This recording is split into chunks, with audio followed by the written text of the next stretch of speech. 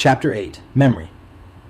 Good morning, everyone. Today we are diving into Chapter 8, Memory. I'd like you to imagine waking up tomorrow with no ability to remember how to brush your teeth, tie your shoes, or recognize the faces of people you live with. Without memory, our lives would lack continuity, meaning, and identity. Memory is the thread that ties our past to our present and guides our future. In this lecture, we'll cover how memory functions, the parts of the brain involved in memory, problems with memory, ways to enhance memory. 8.1 How memory functions.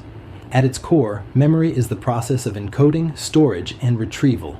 Let's break these down. Encoding, how information enters our memory system. This can happen automatically, like remembering what you had for breakfast, or effortfully, like memorizing definitions for an exam. Storage, the process of keeping that information. According to the Atkinson-Shiffrin model, there are 3 stages. Sensory memory, fleeting impressions of sights, sounds, and other sensory input.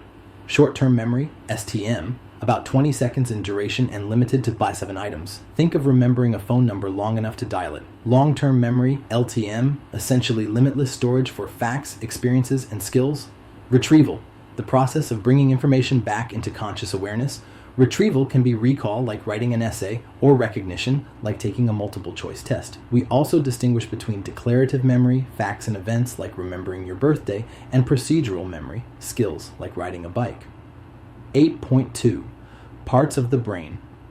Involved with memory doesn't live in one single spot of the brain. It's distributed across multiple regions. Hippocampus, critical for forming new declarative memories. Damage here can cause profound anterograde amnesia, meaning you can't form new memories. Amygdala tags emotional significance onto memories. Ever notice how emotional events like your first heartbreak stick vividly in your mind? That's the amygdala at work.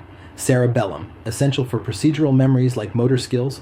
Prefrontal cortex helps with working memory and coordinating retrieval. Importantly, strong emotions trigger neurotransmitters and hormones that strengthen memory formation. This is why we often remember where we were during major life events, a phenomenon called flashbulb memory. 8.3 Problems with memory isn't a perfect recording device. It's flexible, reconstructive, and prone to errors. Here are some major issues. Amnesia, memory loss caused by trauma or disease. Retrograde amnesia, inability to recall past events. Anterograde amnesia, inability to form new memories. Encoding failure, sometimes we never properly stored the information in the first place. Interference, when memories compete. Proactive interference, old info disrupts new learning. Retroactive interference, new info disrupts old learning. Schachter's 7 sins of memory. Transience, memories fade over time. Absent-mindedness, lapses due to divided attention.